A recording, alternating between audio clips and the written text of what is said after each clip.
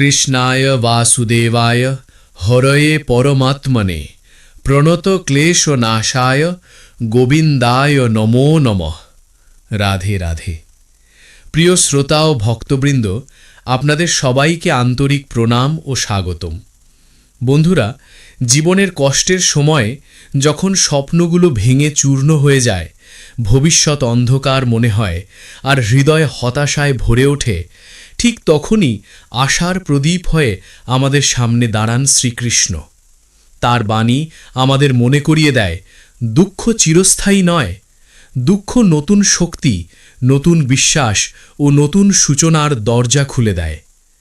বিশ্ববিখ্যাত আধ্যাত্মিক গ্রন্থ শ্রীমদ্ ভগবদ্গীতাতে তিনি যুদ্ধক্ষেত্রের মাঝখানে দাঁড়িয়ে এক ভেঙে পড়া হৃদয়কে সাহস জুগিয়েছিলেন। সেই বাণী আজও প্রতিটি ক্লান্ত, হতাশ ও পথহারা মানুষের জন্য অমৃতের মতো কাজ করে। জীবনের কঠিন সময়ে আমরা প্রায়ই ভাবি, কেন আমার সাথেই এমন হচ্ছে? কিন্তু শ্রীকৃষ্ণ শেখান, সুখ দুঃখ, লাভ ক্ষতি, জয় পরাজয় এসব জীবনের স্বাভাবিক অংশ।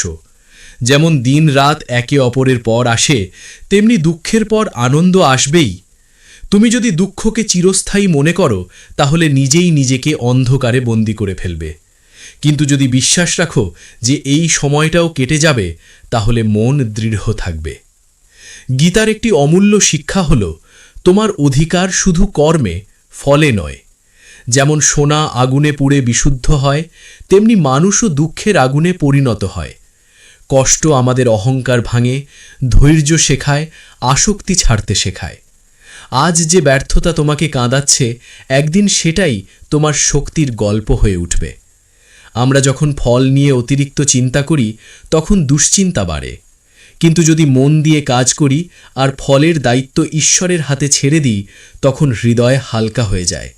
কারণ তখন আমরা বুঝি, আমার কাজ চেষ্টা করা, ফল দেওয়া তার কাজ।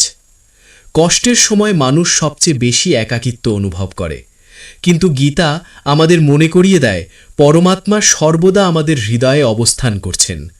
তুমি যখন নীরবে কাঁদো, তিনিও তোমার অশ্রু দেখেন। তুমি যখন ভয়ে কাঁপো, তিনিও তোমার হৃৎস্পন্দনে উপস্থিত থাকেন। এই বিশ্বাস যদি হৃদয়ে জাগে, একাকিত্ব ধীরে ধীরে মিলিয়ে যায়। যেমন সোনা আগুনে পুড়ে বিশুদ্ধ হয়, তেমনি মানুষও দুঃখের আগুনে পরিণত হয়। কষ্ট আমাদের অহংকার ভাঙে, ধৈর্য শেখায়, আসক্তি ছাড়তে শেখায়। আজ যে ব্যর্থতা তোমাকে কাঁদাচ্ছে, একদিন সেটাই তোমার শক্তির গল্প হয়ে উঠবে। তুমি ব্যর্থ হয়েছ মানেই তুমি ব্যর্থ মানুষ নও। তুমি হোঁচট খেয়েছ মানেই তুমি পথ হারাওনি। শ্রীকৃষ্ণ বলেন, যে ভক্ত আন্তরিকভাবে তাকে স্মরণ করে, সে কখনো নষ্ট হয় না। তোমার ভিতরে অসীম শক্তি আছে। কষ্ট শুধু সাময়িক মেঘ, সূর্য এখনো আকাশে আছে। অনেক সময় জীবনে কিছু ভেঙে যায়, সম্পর্ক, সুযোগ, পরিকল্পনা, তখন মনে হয় সব শেষ। কিন্তু হয়তো সেই ভাঙনের মধ্যেই নতুন পথ তৈরি হচ্ছে। ঈশ্বর অনেক সময় আমাদের জীবন থেকে কিছু সরিয়ে দেন, যাতে আরও ভালো কিছু জায়গা পায়। তুমি যদি আজ কষ্টে থাকো, মনে রেখো, এই সময় তোমাকে প্রস্তুত করছে। আজকের অশ্রু আগামী দিনের আশীর্বাদের বীজ। ঝড় যতই প্রবল হোক, আকাশ চিরকাল মেঘে ঢাকা থাকে না। তেমনি তোমার জীবনেও এই অন্ধকার স্থায়ী নয়। ধৈর্য ধরো, ভক্তি ধরে রাখো, প্রতিদিন অল্প সময় হলেও শ্রীকৃষ্ণের নাম স্মরণ করো। দেখবে ধীরে ধীরে তোমার ভেতরের মানুষটি বদলে যাচ্ছে। ভয় থেকে বিশ্বাসে, হতাশা থেকে আশায়, দুর্বলতা থেকে আত্মশক্তিতে। বন্ধুরা, যদি আজ তুমি ক্লান্ত হও, জেনে রাখো, ক্লান্তি মানে শেষ নয়। ক্লান্তি মানে একটু থেমে আবার নতুন করে শুরু করার সময়। শ্রীকৃষ্ণের করুণা তোমার জীবনে আলো হয়ে ফুটুক। বিশ্বাস রাখো, এই অন্ধকারও একদিন তোমার শক্তির গল্প হয়ে উঠবে। রাধে রাধে।